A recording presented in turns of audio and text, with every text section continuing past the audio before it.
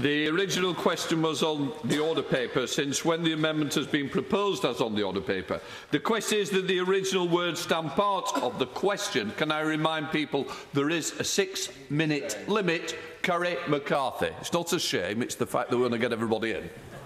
Thank you, Mr Deputy Speaker. As a West Country MP, I can tell the House that there is widespread opposition in the West Country, in Gloucestershire and in Somerset, to this badger cull going ahead. I've had a huge number of emails, but I also know that there is a very diverse, a very vocal, a very determined coalition of groups ranging from NGOs, environmental charities, people involved in farming and the ordinary members of the public in both Gloucestershire and I'm not going to give away because I've only got 6 minutes and he will get his chance to speak. A very vocal opposition. There's been public meetings and a lot of lobbying, and I'm sure that the Farming Minister, who's also a West Country MP, is well aware of this. I would invite the Secretary of State to come down to those areas and meet some of the people who have been involved in the campaigning so far. In the time that I've got, though, I want to just focus on a few issues. So the first one is about estimating badger populations, and as has already been said, the persistent difficulty in knowing how many badgers there are in the cull areas has not been satisfactorily resolved and could still make the culls unworkable. We know from the randomised badger culling trial that the only circumstances in which the spread of the disease could be slowed slightly, and even that is only by 16% over 9 years, would be if more than 70% of badgers in an area are eradicated. If it was any less than that, the spread of TB to cattle could actually increase.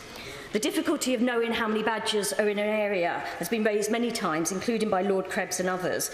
And last year, the government delayed plans to cull badgers as they couldn't work out how many badgers were in the cull areas. I understand that according to the government's own figures, farmers in Gloucestershire must kill between 2,856 and 2,932 badgers. But according to Professor Rosie Woodruff at the Zoological Society of London, the estimate of the population ranges much more widely, from 2,657 to 4,079, and there is a 40% chance that the real population lies even outside that range.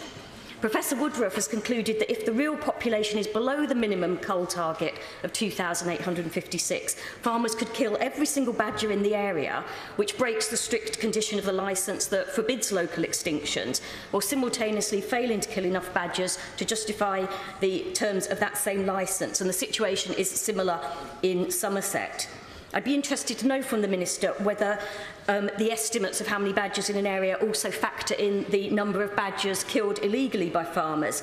There was a study from the universities of Bangor, Kent and Kingston earlier this year which found that approximately 1 in 10 livestock farmers in Wales had illegally killed a badger within the previous 12 months. In Gloucestershire, there have been reports in the press that the Forthampton estate, which is a 3,000-acre area of land near Tewkesbury, which is one of the main points of the cull, there's been allegations that badger sets have been illegally filled in there. And if these allegations prove to be true, the estate may have to withdraw from the cull, which would affect the overall numbers of badgers that would be killed and therefore the effectiveness of the cull, as I've already explained. I also want to mention the issue of the humaneness of the killing, which has already been mentioned by my honourable friend on the front bench. The Humane Society International UK recently obtained from an FRI report the heavily redacted document that will be used for monitoring the humaneness of the badger cull. I'd like to take forward the concerns raised by the Society.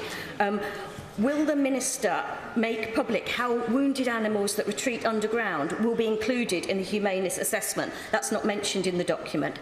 The document also admits that no shooter will have prior experience of shooting badgers. My office spoke to Pauline Kidner from the Secret World Wildlife Rescue, which is based in Somerset, and they've worked with badgers for many years. She said that badgers are not an easy animal to shoot, and when injured will always go back to their set.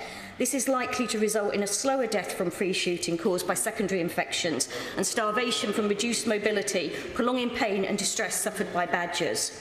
As the Secretary of State will be well aware, Gloucestershire Wildlife Trust has been involved in looking at the bovine TB issue for over 30 years, and in 2011 was the first non-governmental organisation in England to launch a badger vaccination programme on 7 of its nature reserves. I'd be interested to know what assessment the government has made of that vaccination programme so far. The Chief Executive of the Trust accepts, bovine TB, he says, has had a devastating impact on farmers in Gloucestershire, and unfortunately there is no single cheap or effective fix. But he then goes on to say that the government has overlooked the benefits of a sustained programme of vaccination, and that vaccinating badgers could play a much larger role in controlling bovine TB while a cattle vaccine is developed and licensed. Well, very quickly. Yeah. Research or scientific research done by Chambers in 2010 which showed that adequate vaccination could reduce the incidence by up to 73%, whereas a cull would only reduce incidence between 12 and 16%. Does that not show the government's got the balance wrong in this? And there's a debate to be had about the cost of that, of vaccination, which I think is the government's main objection to it. I don't think it's about effectiveness. I think they're cost-driven. Although I would ask the Minister to, if he looks at the volunteer-led vaccination programme that is operating in Somerset by Secret World and Wildlife Rescue, because it's volunteer-led, the cost of vaccination is actually much lower. And I don't know whether he's factored that into his calculations. But I would just, as I was saying, the Chief Executive of the Gloucestershire Wildlife Trust says we're not taking part in the cull on any of our 60 nature reserves in Gloucestershire because we believe the science demonstrates it won't be very effective in controlling the disease and could even make things worse.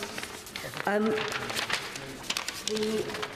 final point I would make is, as I've said, the Minister doesn't seem to be listening to what I'm saying now, but I don't think that the Farming Minister is listening, and thank him for his politeness. The Secretary of State doesn't seem to be paying much attention to me.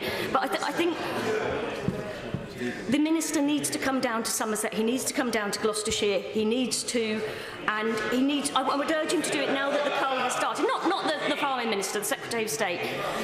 I would urge him to come again and talk to people about their concern that there are now going to be people roaming their areas with shotguns at night. They're not being told where these people are. They don't know whether they can go camping in areas where they used to go camping, and that there is real public concern and real public opposition to this, and I just don't think that the Minister has taken that seriously. And McIntosh. Thank you, Mr Deputy Speaker. May I say it's an honour to follow the Honourable Lady. May I congratulate the Honourable Lady for Wakefield in calling this debate on behalf of the operation, but I think there will be genuine disappointment in the countryside that the terms of the motion before the House today is that this House believes the badger cull should not go ahead. But we didn't actually hear any alternatives from the opposition as to what they should be. And if those who genuinely believe that a badger cull should not go ahead must prove alternative ways to stop the spread of TB in cattle can be controlled. So I was very persuaded by what my right honourable friend, the Secretary of State, said in putting out his proposals for a package of measures to limit the movement of cattle, to increase rigorous testing. And I'd just like to focus my limited remarks on the vaccination. May I say that the reason that the Select Committee, and I'd like to thank all those witnesses who, in an incredibly short period of time, gave so generously of their time, including ministers, to respond to our inquiry, and to colleagues for accommodating the very tight timetable. But we do conclude that vaccination is no magic bullet in the search for a solution to bovine TB. And as the Secretary of State said, this is a bacterium that affects humans. And I have had family members just one generation ago who have suffered from TB and had lifelong consequences as a result. So in the report, we warn that vaccination is expensive, offers no guarantee of protection, and will provide little benefit in the immediate future. What I'd like to do is just go through some of the points linked to, for example, the cattle vaccination. And we do commend the investment from successive governments, may I say. The Honourable Lady referred to her own, my right honourable friend, to the current investment. But there are many hurdles to overcome, and the European Commission evidence before the committee, both in writing and orally, very clearly set out that there's an indicative timetable of a 10-year period before the vaccination will actually be operational. And there are still other issues. We need to change the legislation. We need to negotiate with both the European Union and the World Animal Health Organization, the IOE, that those cattle that have been injected and their products will be admitted in free circulation in other member states. And I think that is the dilemma that many farmers will face. And the Honourable Lady, I'm afraid, didn't really address this point, that we need to persuade farmers when there is a vaccination readily available, that it is in their interests, not just will it cost them a lot, but it will be in their interests to use this. And I think we do need a cross-party approach to ensure that we use all lines of communication in these negotiations with the Commission. I think it is important also to look at the cost of cattle vaccine being £5 to £6 per dose, and the fact the DIVA test is going to cost an additional £25, which at least will show whether a cattle is reacting to the vaccine or is indeed an infected animal. As regards the badger vaccination, I think it is regrettable that there's no evidence to date to show that this reduces the incidence of TB in cattle. We're uncertain as yet of the implications for herd immunity, and one of our key recommendations that I hope the Secretary of State will pursue is to set up an advisory service that will help NGOs and charities to plan and deploy vaccination, but also respond to our plea to allow farmers to be trained, to actually be trained vaccinators and allow them to inject the vaccination. Only 25% of badgers, we worked out, would face a reduced risk of infection if vaccinated. So we do urge that urgent government research is needed to give confidence in the level of efficacy for such a vaccination to be used strategically. I'd just like to turn to oral vaccination for badgers. It does seem to be fraught with challenges to develop an effective vaccine. The cost is £6 million of research to date since 2005-06, with another £7.5 million allocated in the next 5 years. But we must be aware that the House is that there is no vaccine ready for use yet, and we do urge the public just to be aware that there is a mismatch between the public expectation of having a vaccine available and what the current state of scientific evidence is.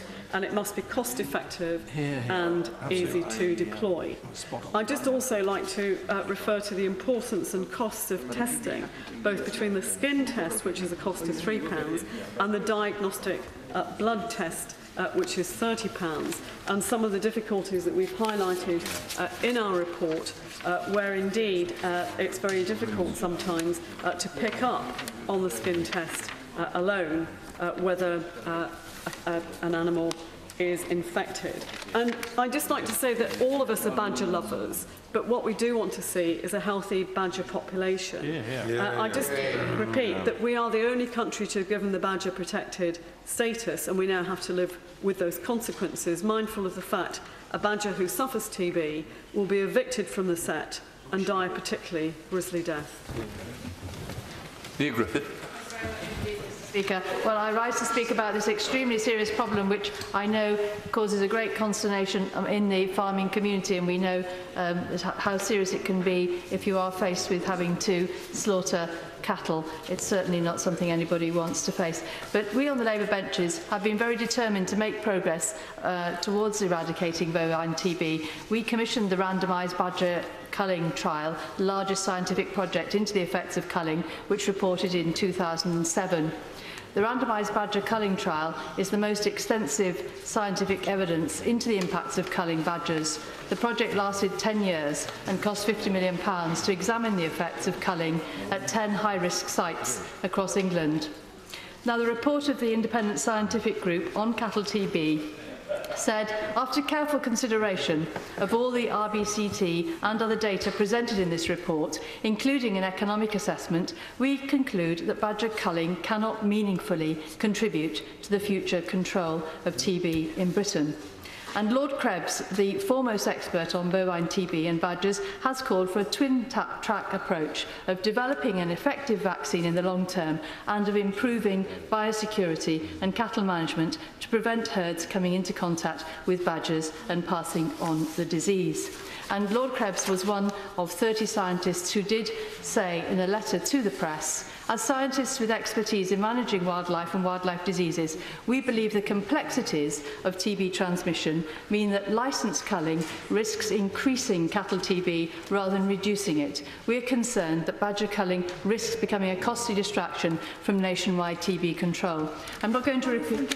Indeed, I will. I thank my honourable friend for giving way, because does she also agree with me that when the government is using evidence of culling in other countries of other animals, actually it's wrong to use that as to say that's going to be exactly the same when those animals don't then leave the area? The perturbation that happens with possums and deer does not happen in the same way as it does with badgers. Well, indeed, it's very difficult to make comparisons with other countries where ecological patterns are very different. And obviously, perturbation has been mentioned by other members today, so I'm not going to go into a great detail on that. What I would like to move on to is cattle vaccination, because that's what would put the farmer really in control. And I really do feel that we should be putting a lot of effort into this. But I'm very saddened to note that whilst we were spending £3.5 million on this in 2009-2010, in fact, this government has cut the funding for that sort of research back down to £2 million for the next financial year. But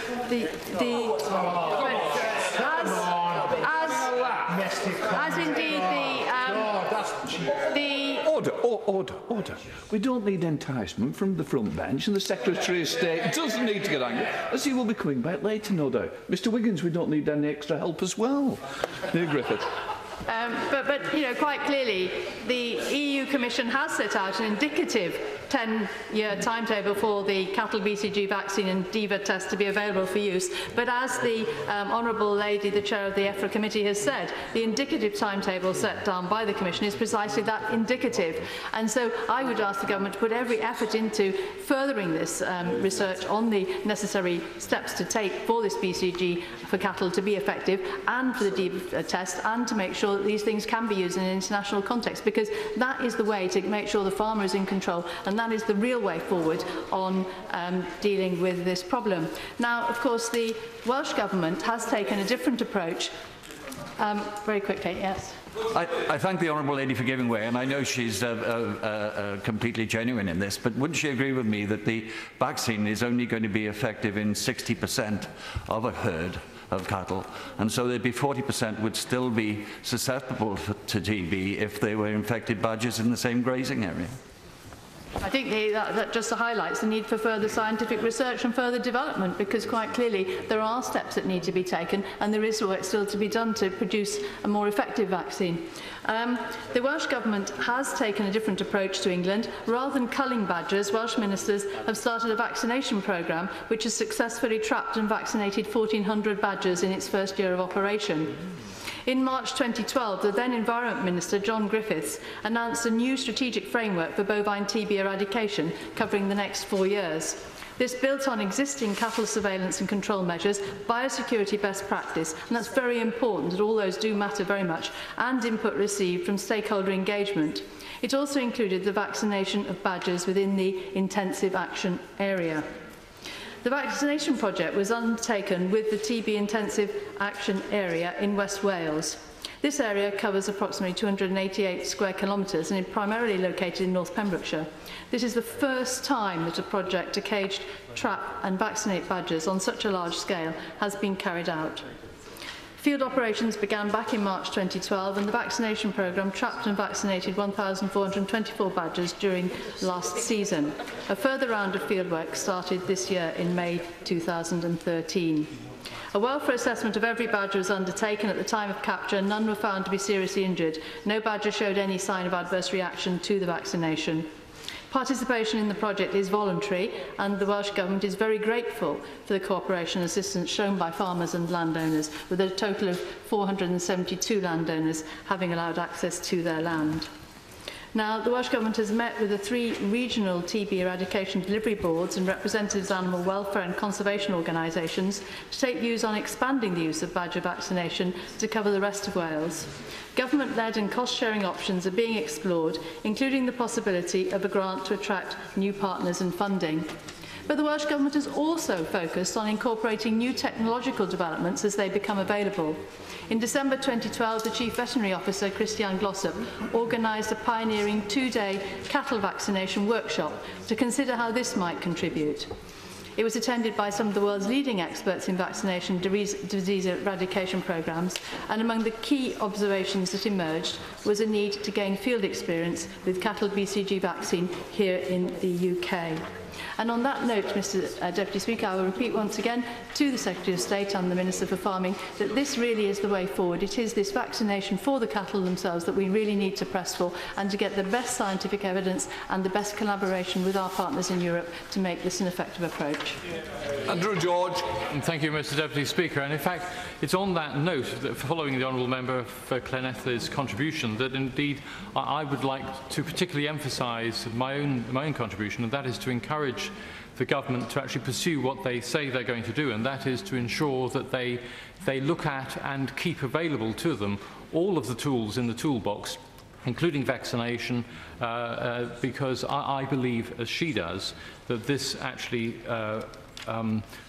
provides the most effective way, I think, of getting on top of this disease. I mean, first of all, I think it's worth just reminding ourselves just the sheer impact that this has on farming communities, and bovine tuberculosis and the impact this has had on livestock for farmers in West Cornwall over the last 30 years, frankly, is something which I think that people need to go and talk to farmers and to see the impact that it has on those herds when they get the reactors, the impact it has not only on them financially, but emotionally, and the confidence in the farming community itself, as many farmers live in fear whenever the vets come back to undertake the test. So I think it's really important that people fully appreciate that.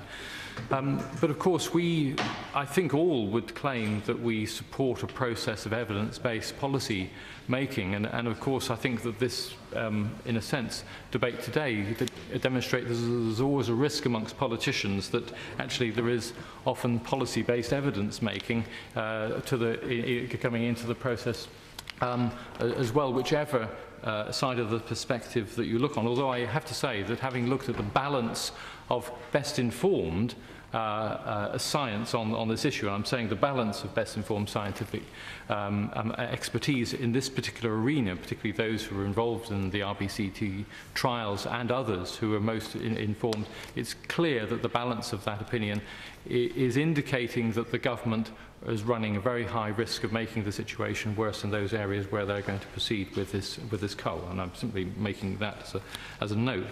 And I have to say also that, of course, I very much and strongly supported the previous governments, and indeed supported by all parties at the time, the randomised badger control trials, and in my own area faced down strong opposition from animal rights activists and others to the proactive cull, especially within my own constituency.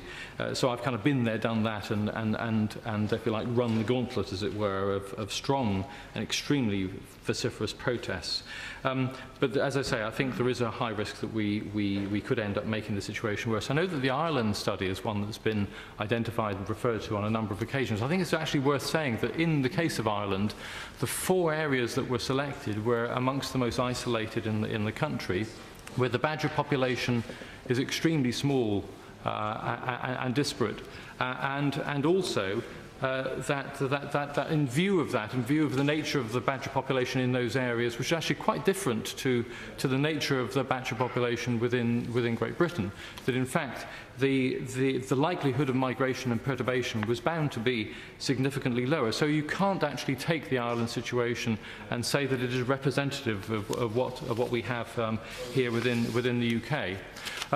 Coming on to vaccination, I mean, what I'm proposing, in fact, working with Professor Rosie Woodruff, the two of us are working together a proposal of come to see the Farming Minister, who's been very supportive in us developing this proposal, which will be about rolling out a vaccination programme across the whole of the Penwith Peninsula, which clearly has the hard edges of the Atlantic. around it. So 200 square kilometres, a vaccination programme over a 5-year period, but using volunteers. So the government's estimated costs of about £2,200 pounds per square kilometre would be significantly reduced by about 50% by the use of volunteers. And we already have a large team of 50 or more volunteers who've come forward.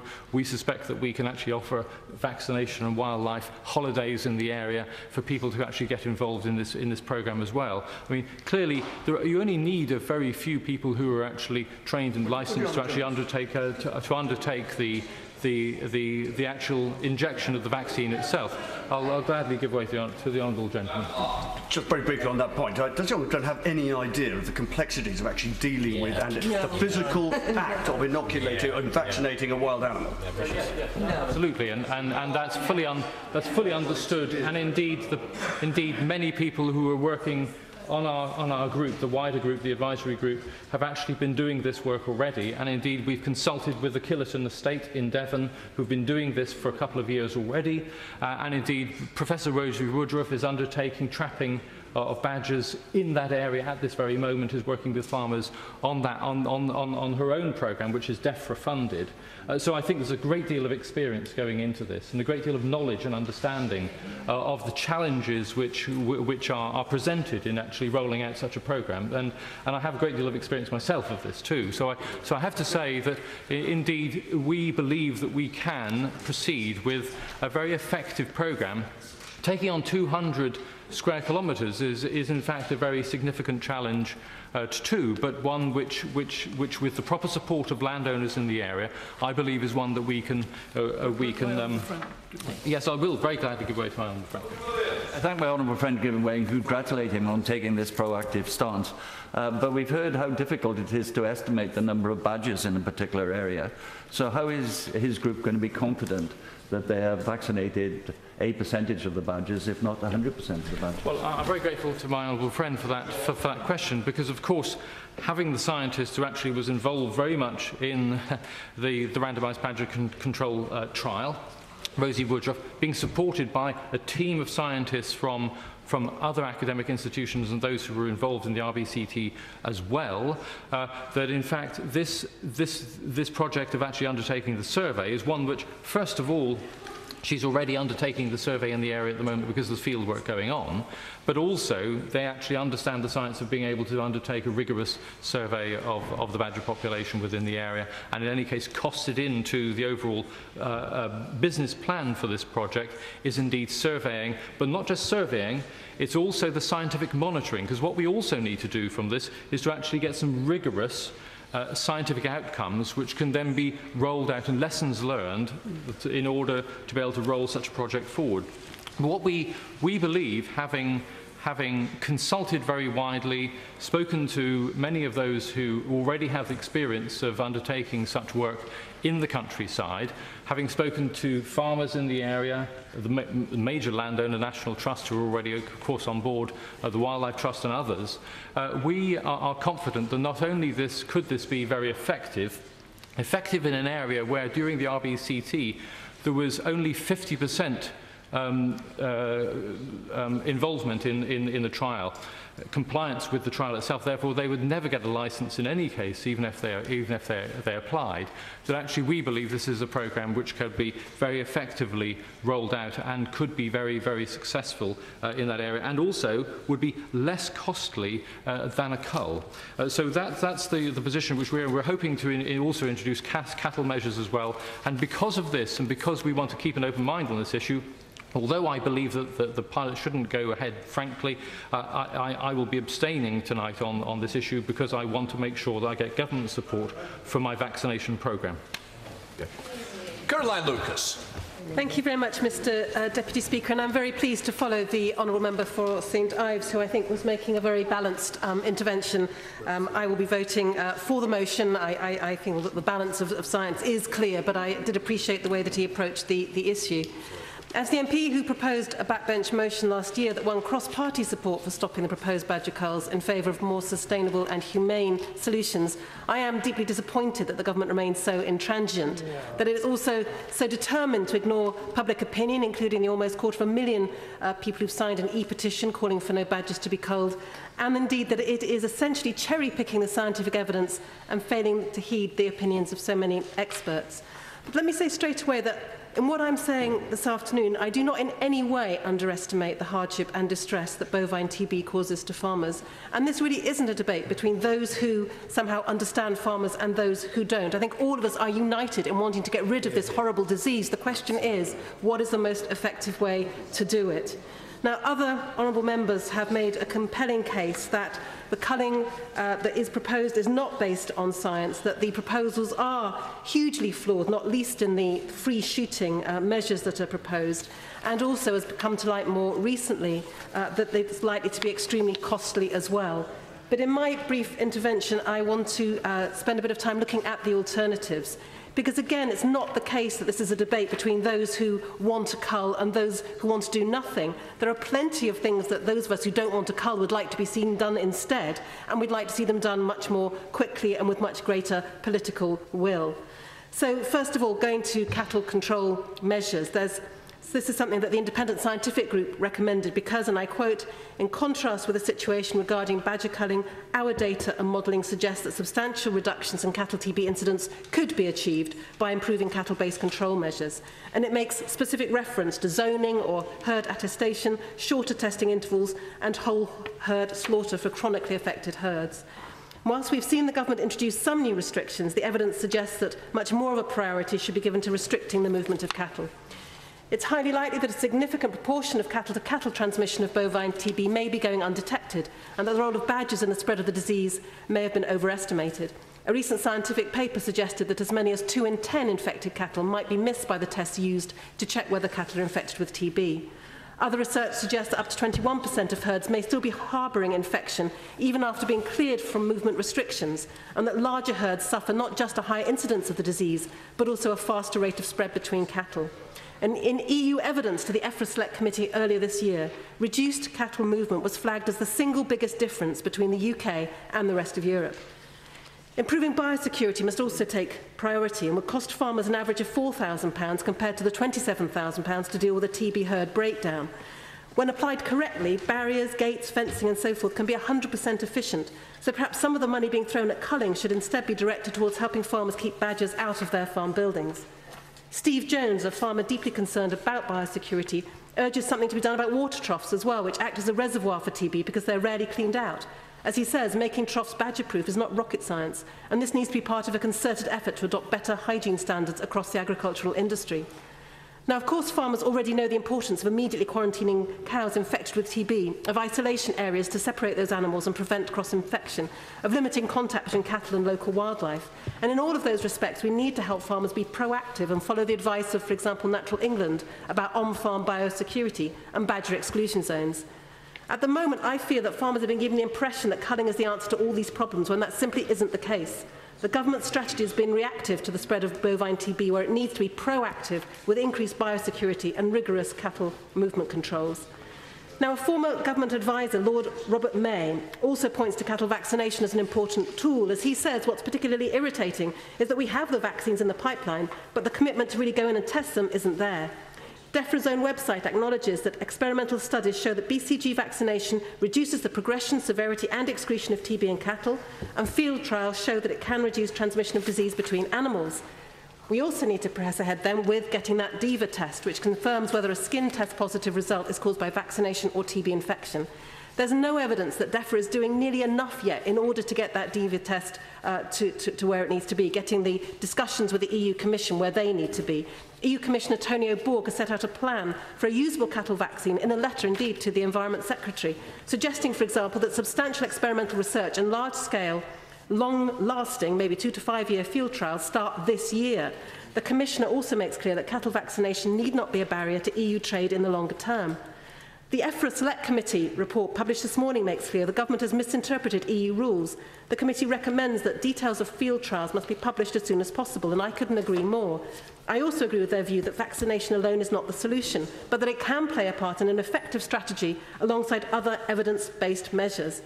And so, Mr Deputy Speaker, what I think we should be doing is not going down the line of a cull, which is a costly distraction from a wide range of other measures, which include cattle controls and biosecurity and promoting vaccination both of badgers and of cattle. That is the package that is most likely to be effective from a scientific point of view, effective from a public acceptance point of view, and certainly a far more cost-effective way forward. And so I hope very much that the government will step back from the position it's taken today. It will be facing massive protests in all of the cull areas that are being proposed. People are not going to simply sit back and watch this happen. There is massive public concern about it. I hope they're listening.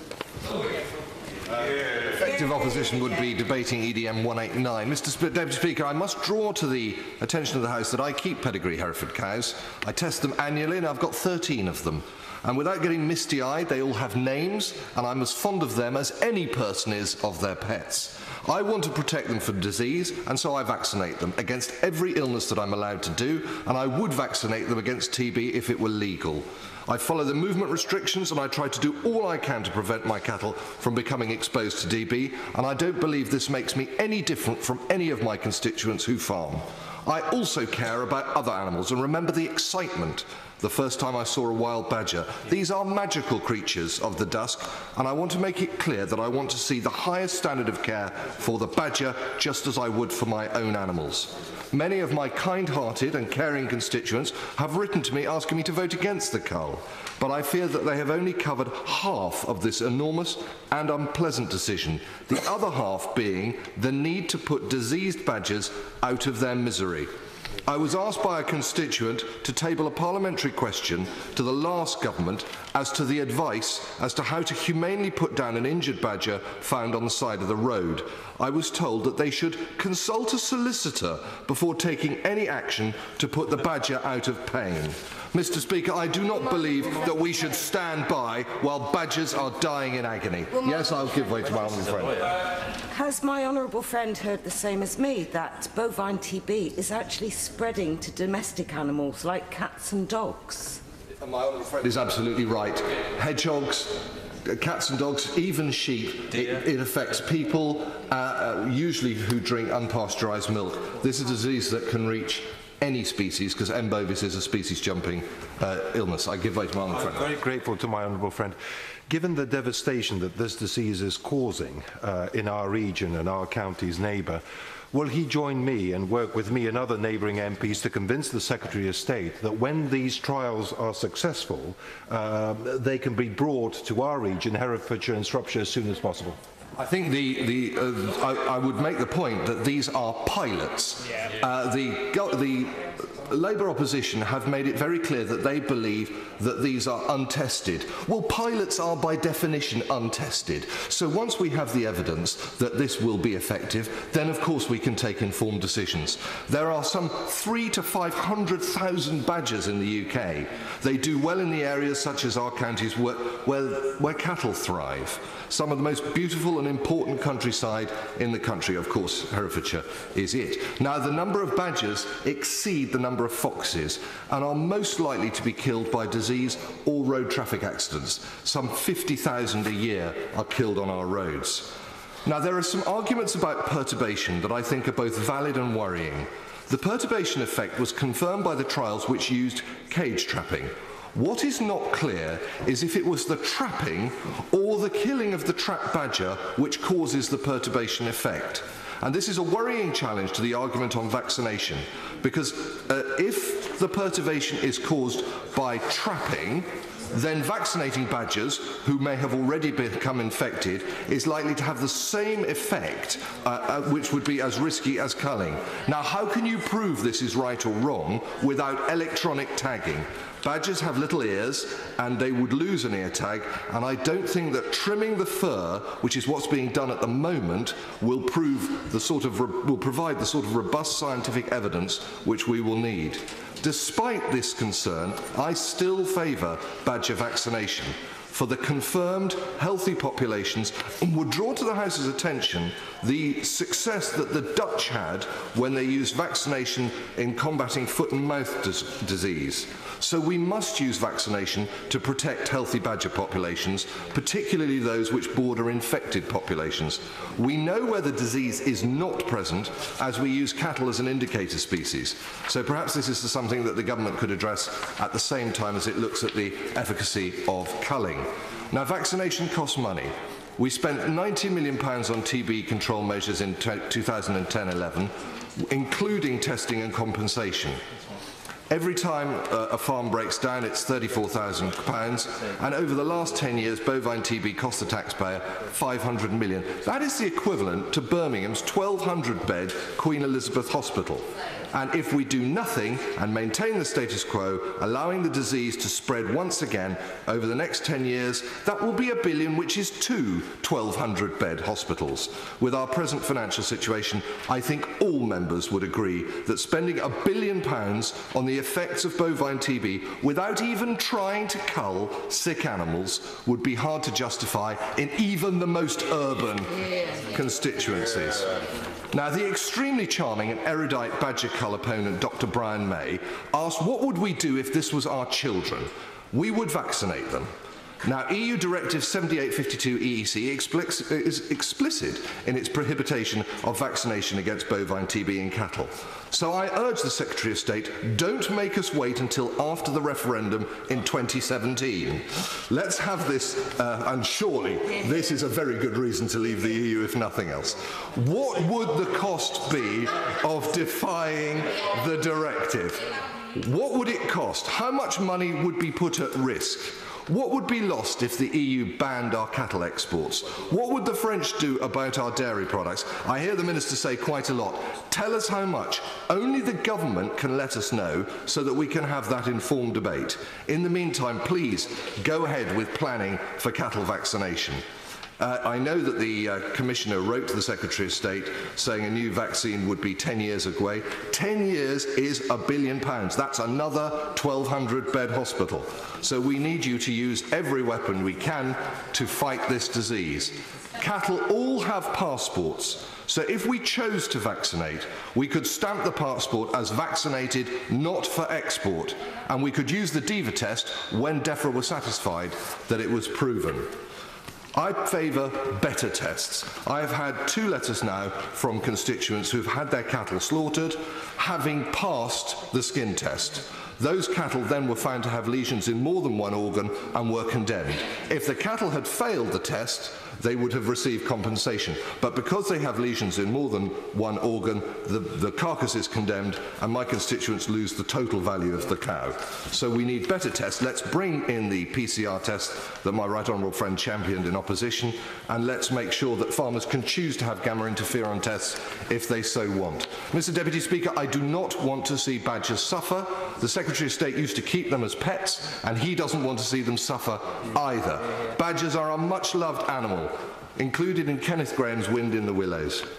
But unfortunately, they are a reservoir for TB. And reducing the infected population is the principle we use for cattle, but ignore in wildlife.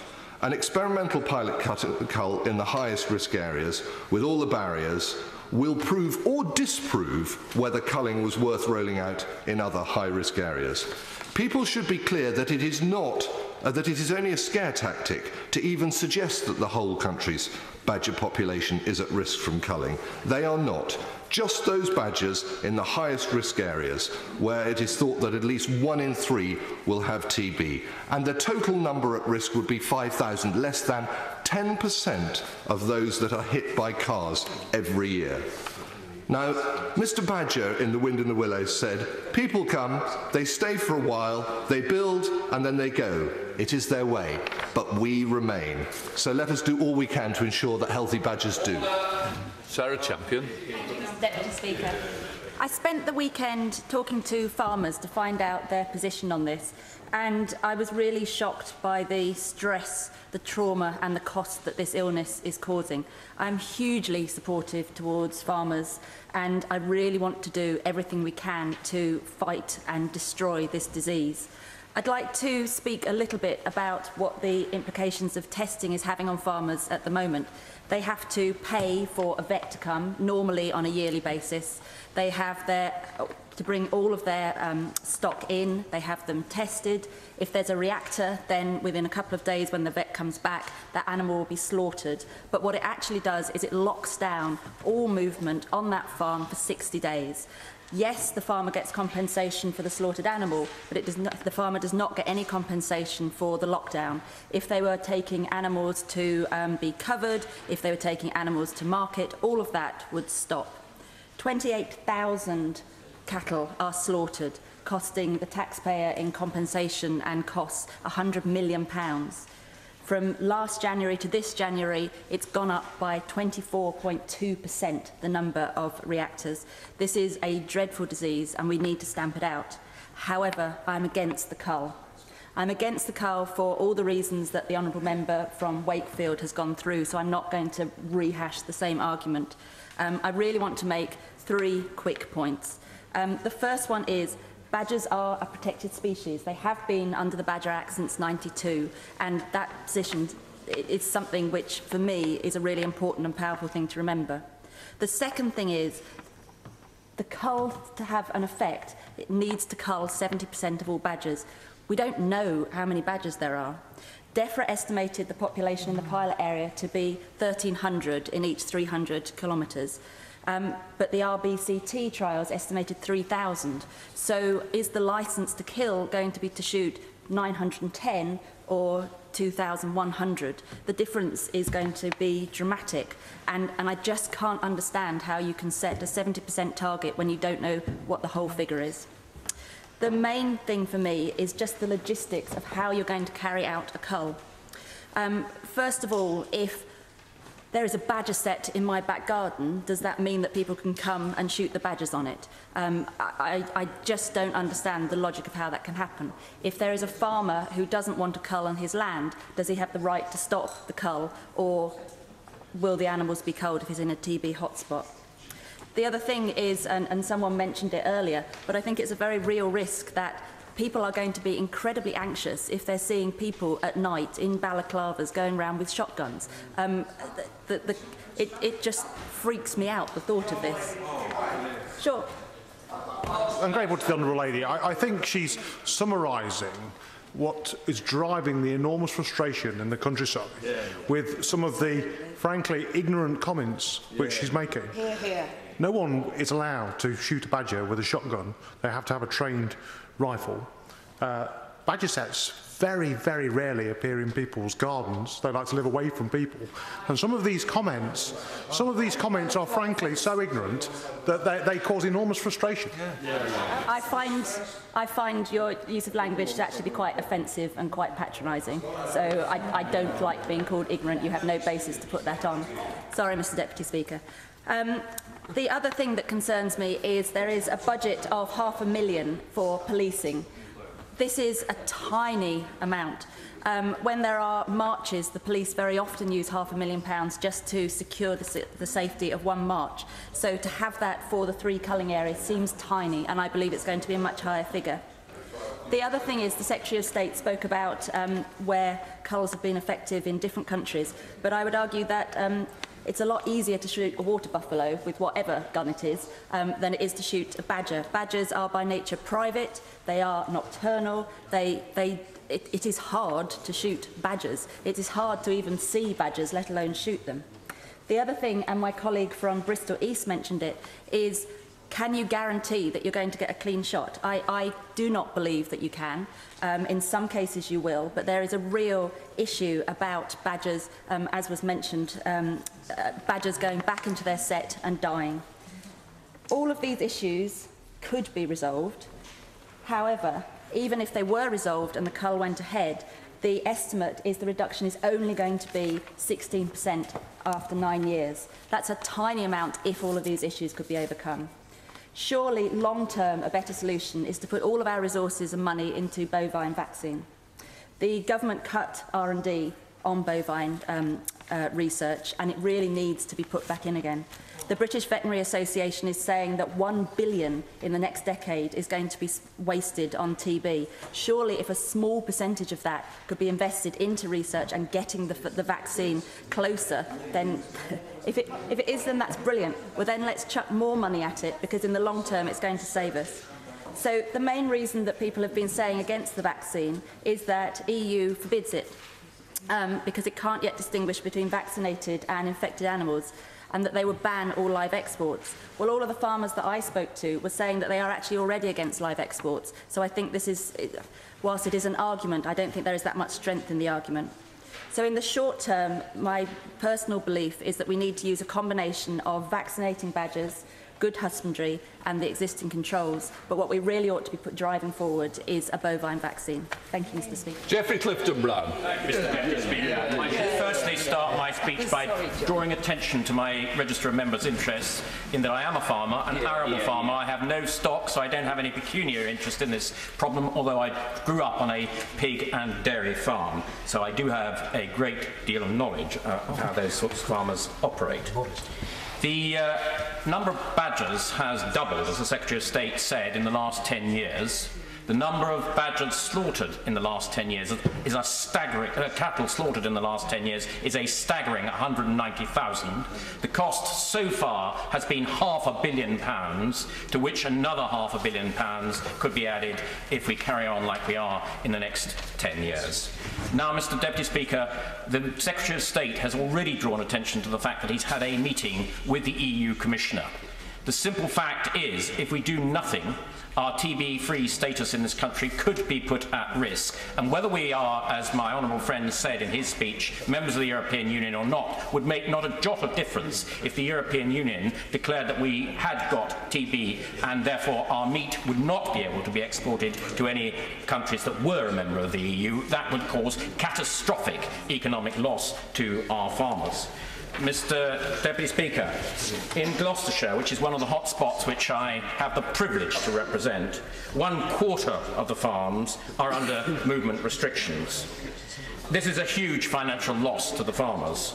Each TB breakdown costs on average £34,000, of which the farmer picks up £12,000 because of all the consequential losses of replacing those cattle, the testing and so on and so forth. Now, currently, all measures to prevent the spread of TB have been focused on cattle. As soon as a TB reactor is found in a herd, there are restrictions placed on the entire herd, and the reactor animal is isolated pending valuation and compulsory slaughter. The movement restrictions then remain in place until at least 2 clear tests have been completed. Now, Mr. Deputy Speaker, when you think that 1/4 of my farmers in Gloucestershire are subjected to this number of tests, it shows you just how many tests and the cost and the inconvenience of those tests in Gloucestershire. As it is clear that badgers spread the disease, it would be simply foolish not to take action against this vector of the disease. And I think there has been today a pretty good-tempered debate, Mr. Deputy Speaker, and I think people have generally recognised that it has to be using every single tool in the box to combat this dreadful and economically devastating disease. And surely one part of that must be the cull. But the other part of it must also be the vaccination. And the problem with vaccination is the only real way, sensible way to vaccinate badgers is with an oral vaccine. And in my 21 years as a Member of Parliament, I have always been told that an oral vaccine is just round the corner. Today, we are still being told that an oral vaccine is just round the corner. I commend the government, I commend my right honourable friend, the Secretary of State, for his investment of another £15.5 million on top of the huge investment that's already been made in vaccines. But quite contrary to what the honourable lady for Rotherham just said, there is no guarantee that if you spent a huge amount of money on vaccines, you would necessarily come up with an oral vaccine. I have to say to the House, an oral vaccine would be a huge advantage. It's been proved on rabies in the continent against foxes, and rabies has now been eliminated from large areas of the continent to the extent that we can now take our dogs to the continent with an animal pet passport. Unthinkable 20 years ago. Many of the arguments against the budget cull revolve around the use of vaccines, that I've already said, but vaccines alone will not eradicate the disease, nor indeed will culling alone eradicate the disease. But what we must do have strong action on a widespread control of TB. And these 2 pilot culls are the most effective way of achieving that. Effective vaccinations, as I say, have been just around the corner for 21 years. There is a huge cost, as my right honourable friend has said, and I think people today, some of the speakers, have underestimated not only the cost, but the actual physical difficulty of giving a vaccine to a badger. I have witnessed at close hand how these creatures react once they are caged in a trap. They are vicious. And you do need to be carefully trained, and you do need to have proper protective equipment when you give the vaccine to those animals. So I doubt the Honourable Member for St Ives' proposition is realistic to allow volunteers to carry out a vaccine in such a large area. There is also the huge expense, as already been said by the Right Honourable Gentleman, the Secretary of State, my friend. The Welsh Assembly has estimated the vaccine costs at £662 per badger, or some £3,900 per square kilometre. Now, the Honourable Member, the lady who speaks for the opposition front bench, was worried about the cost of policing in Gloucestershire. It's minuscule compared to the compensation, which I've already mentioned is £500 million over the last 5 years, another £500 million to come. But it's also minuscule compared to the cost of the Welsh Assembly in vaccinating a relatively small area. The idea of vaccinating large areas in the hotspots throughout this country is simply not, and with an injectable vaccine, is simply not a starter. The only way a vaccine will work is when we get an oral vaccine. There's also been talk, Mr Deputy Speaker, of a whole herd cull. That wouldn't work either. It would take out large numbers of animals in the southwest to the extent that there would be very large areas with no cattle at all. I'd just very briefly like to mention my farmer Dave Barton, who lost 34 cattle in one day. Can I just say, I'm going to have to drop into 5 minutes. Can we shut? Well, it's no use tutting. It's either that or else we can knock some off the list. It's whichever way members want it. Just to try and help. Less interventions, we might just get everybody in. So it's up to everybody to show some self-restraint, and we'll now be on 5 minutes. Chris Williamson. Thank you very much indeed, Mr Deputy Speaker. And I come to this debate as a trustee of the League Against Cruel Sport, and only this morning helped to launch the report by Team Badger, which has effectively exploded all of the myths that are being put forward by the government to justify this unjustifiable cull of badgers in our country. And it seems to me, Mr Deputy Speaker, that the government front bench have come to this whole decision with a sense of predetermination. It seems to me, since the election in 2010, the government were determined to institute a cull of badgers and weren't interested in alternatives to that. Now, the problem is, of course, the scientific evidence doesn't back the government's stance on this matter. And the Honourable Gentleman, the member for Cotswold, stole my thunder a little bit, because the Secretary of State's referred to a number of international comparisons in his contribution at the beginning of this debate, and I was going to make the reference to the rabies situation in the continent of Europe. And it's very clear that continual culling of the fox population was singularly unsuccessful, and it was only when vaccination was tried that rabies has all been but eliminated from the mainland of the continent. Now, we've had a licensed vaccine for badgers since 2010 in this country, and I simply don't understand why the government is so reluctant to actually utilise it.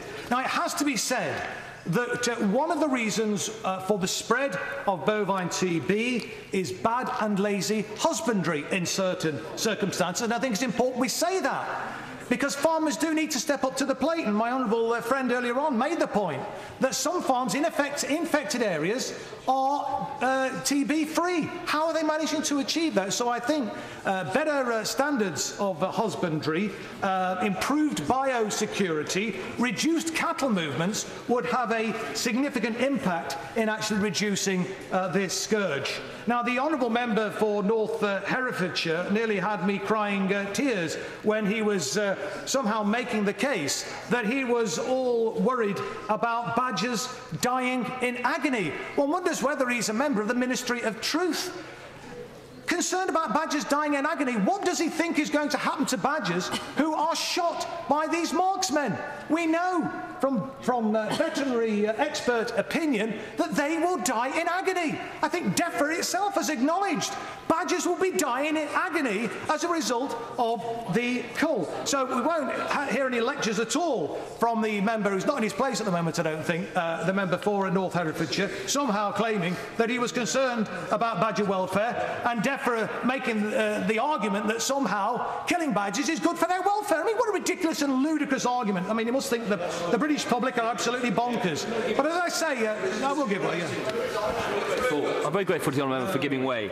The opposition have called the House here today for an Opposition Day debate.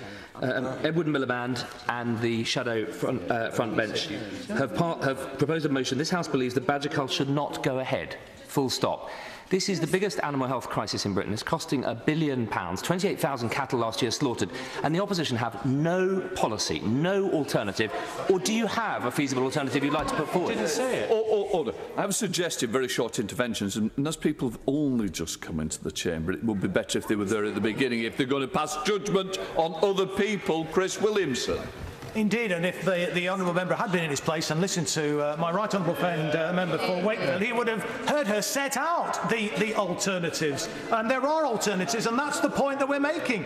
This government is actually taking the wrong course of action. And that's not just me saying that, a trustee of the League Against Cruel Sport. This is the scientific evidence. And let me just quote some of the scientific evidence to the House for the record. Lord Krebs, who chaired a review team which originated the idea of the RBCT, told the Today programme on the 12th of October last year, this is what he said: the scientific case is as clear as it can be. This cull is not the answer to TB in cattle. I have not found any scientists who are experts in population biology or the distribution of infectious disease in wildlife who think that culling is a good idea. Yeah. People seem to have cherry-picked certain results to try and get the argument they want. And Lord Robert May, a former government chief scientist and president of the Royal Society, has said, "It's very clear to me that the government's policy does not make sense," and he added, "I have no sympathy for the decision. They are transmuting evidence-based policy into policy-based evidence." The recently retired government chief scientist, Professor Sir John Bedlington, has also refused to back the cull.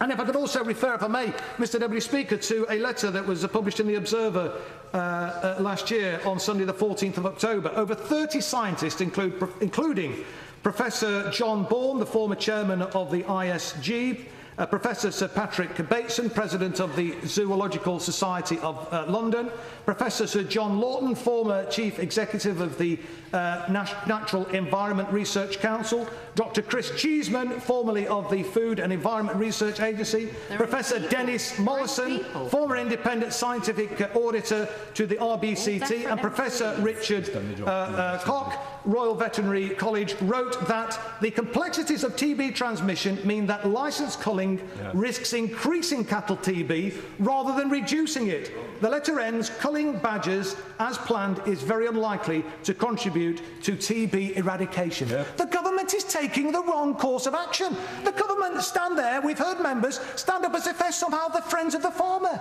They're going to make matters worse. And they're going to be causing incredible suffering on the badger population. They're enraging the vast majority of the British public. They're wasting police money. They've cut the police service to the bone, and they want the police to waste resources having to police these culls, estimated to be around £2 million per cull. This is absolutely bonkers. It's criminal and it should stop. And I urge the Secretary of State, having heard the very cogent argument put forward by my right honourable friend, the Shadow Secretary of State, to pause for a moment, just think what he's doing, consider her words, consider the scientific evidence, pause, think again and take a different course of action.